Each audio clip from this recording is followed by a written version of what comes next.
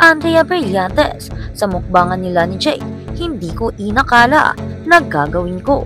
Kung bago ka lang sa channel na ito, huwag kalimutang mag-like, share, comment, and subscribe. At huwag kalimutang pindutin ang notification bell icon para maging updated ka sa bawat upload nating video. Hindi nakatulog ang kapamilya actress na si Andrea Brillantes bago ang first taping din niya para sa hit kapamilya action series na FPG's Batang Quiapo ni Coco Martin. Maaga raw siyang humiga sa kama para sa makatulog ng maaga, pero hindi kahit anong gawin niya ay ayaw siyang dalawin ng antok. Kinakabahan ako, pero nandito na tayo sa first day ko. Excited ako kasi first time ko lahat ito gagawin. First time ang mga makakasama ko dito. At first time ko ding makawork si Direk Malu, si Villa. I'm just really excited. Ang payag ni Andrea sa panayam ni MG Felipe na dumalo sa set ng naturang serye. Medyo hindi nga ako makatulog kagabi. Ang plano ko talaga dapat maaga ako matulog. Pero hindi ako makatulog kasi kakaisip ko na ano kayang mangyayari bukas. Pero pagdating ko naman, dito ang gaan ng set, ang gaan ng katrabaho ng lahat. Kahit yung mga artist, staff and crew, chika pa ni Andrea. Kwento ng actress, gagampanan niya ang role ni Fatima bahagi ng Benito Clan na pamilya ng mga scammer. Kung makapal na script ang binabasa ni Andrea sa kanyang post-acting projects, ngayon daw ay medyo naninibago siya ngayon sa taping ng Batang Quiapo dahil ilang pahina lang ang ibinigay sa kanya sa unang araw ng kanyang taping. Kilala si Coco Martin bilang direktor sa kakaibang script system sa set. Karaniwan kasing walang script sa taping ng mga ginagawa niyang serye. Basta ipinaliwanag lang niya sa mga artista ang mga kailangan sa eksena at bahala ka ng umatake rito. Nitong nagdaang linggo, naging usap-usapan sa social media ang inilabas na teaser trailer ng produksyon ng Batang Quiapo kung saan ipinakita ang isang mainit na eksena ni Andrea kasama si Jake Cuenca. Makikita si Andrea na naka-sexy red lingerie at sinamahan si Jake sa bathtub. Makikita rin ang kanilang halikan at ang bumukbang sa kanya ng aktor. Ani Andrea, this one mas daring siya compared to my other roles. Mas level up siya, mas mature nga siya. Parang hindi ko rin inakala na gagawin ko or maiisipan kong gawin, paliwanag pa ni Andrea Brillantes.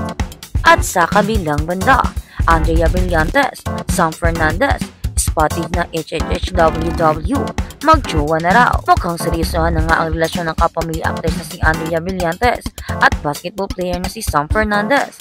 Naniniwala ang mga fans ng dalaga at ng sikat na Cager na may relasyon na nga ang dalawa base sa mga bagong photo at video na kumakalat sa social media. Lalo na nang maglabasan ang latest pictures nila together kung saan spotted silang magka-holding hands while walking sa public place.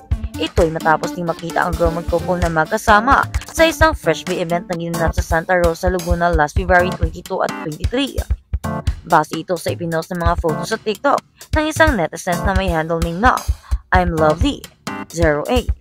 Dito na picturean nga ang actress kasama ang basketball player mula sa San Beda College na magkasamang naglalakad habang magkaangkla ang kanilang mga kamay.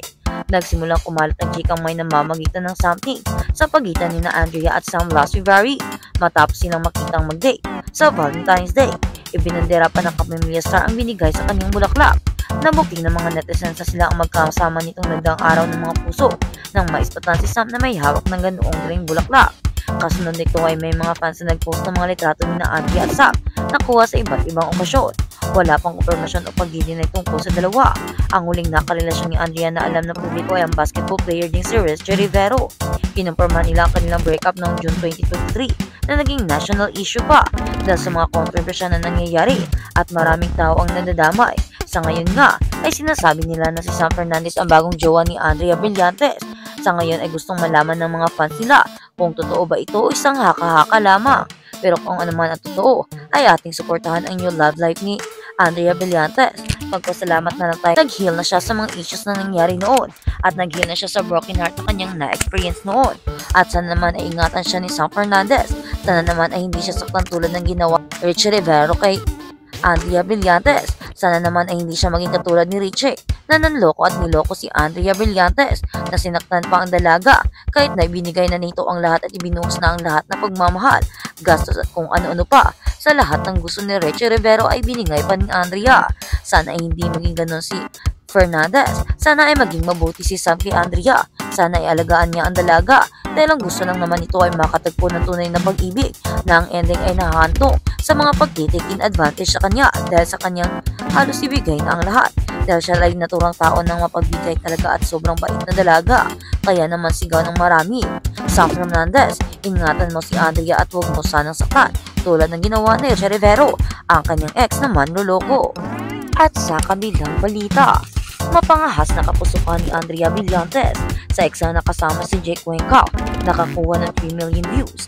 Mainit na pinag-uusapan sa social media ang mapangahas na karakter ni Andrea Brillantes sa bagong yugto ng FPJ's Batang Quiapo, kung saan nakakuha ng 3 milyong views sa loob lamang ng 24 oras. Ang mapusok na ex nang nakasuot siya ng sexy dress habang nakikipagalikan kay Jake Cuenca. Intindi ng aksyon sa Hit Kappa Military Story ang tapang ni Andrea sa desisyon niyang sumabak sa isang palaban na karakter na aniyay malayong malayo sa mga papel na ginagampanan niya. Kaya naman marami ang nagsasabi na dalaga na talaga si Andrea Brillantes dahil ready na siya sa mga mature roles. Tulad ng nangyayari ngayon, hindi na siya bakit na lang. Sa ngayon ay sobra na siyang napaka-mature na at ready na sa mga ganitong role. Makikita mo talaga kung gaano kagaling na artista si Andrea Brillantes. Makikita mo kung gaano siya kagaling dahil hindi siya umaatas sa mga mabibigat na roles tulad na nga ng ganito. At ang makasama pa niya si Jake Cuenca na isa ng mature na tao at sanay na sa mga ganito ay talagang nilabanan niya ito. Nilabanan niya ang kanyang mga takot at mga pagbabago ay kanyang nilabanan. Mas gusto niyang gumawa ng mas makabagong experience tulad na nangyari ng mga ganito. Tulad ng mga ganitong hindi niya nakakasanayan, lalo pat napakabata pa niya para maranasan ang mga ganito. Pero dahil ready siya sa mga action na ganito at sa mga scenes na ganito, kahit na hindi naman siya appropriate sa kanyang age ay okay lang naman dahil napakagaling na Andrea Brillantes. Hindi rin naman maikakaila kung bakit siya kinuha ni Coco Martin dahil makikita talaga ni Coco kung gaano kagaling na bata si Andrea Brillantes sa mga acting at sa mga issues na nangyayari noon ay talagang kanya itong napagtagumpayan, napatunayan ng inosyente siyang tao at kung gaano siya kagaling na artista at ang mga panloloko na kanyang naranasan, ang pagtataydor at marami pang iba sa mga bash na na-experience niya at natanggap niya sa mga tao na dahil lang sa mga maling issues ay makikita mo talaga kung gaano niya ito hinandle at bagay na sa kanya ang mga mature rules dahil napaka-mature naman talaga ni Andrea Brillantes mag-isip, hindi lang sa kanyang pananamit at mga galaw kundi talaga namang mature sa kanyang age. Siya ay isang mabuting anak, mabuting bata, mabuting artista at sa kanyang ipinakita marami ang humanga dahil sa kanyang napakagaling na mga pagganap sa pelikula. Makikita mo talaga na ginampanan niya ng maayos ang kanyang roles kahit pa siya bata pa lamang at ang kanyang mga nakasabayan ay mga mature na artista. Makikita mo talaga kung gaano niya ito pinapalagan at kung gaano niya ito ginampanan ng mabuti. Kaya naman marami ang humanga at umagot sa 3 million ang palabas na yun.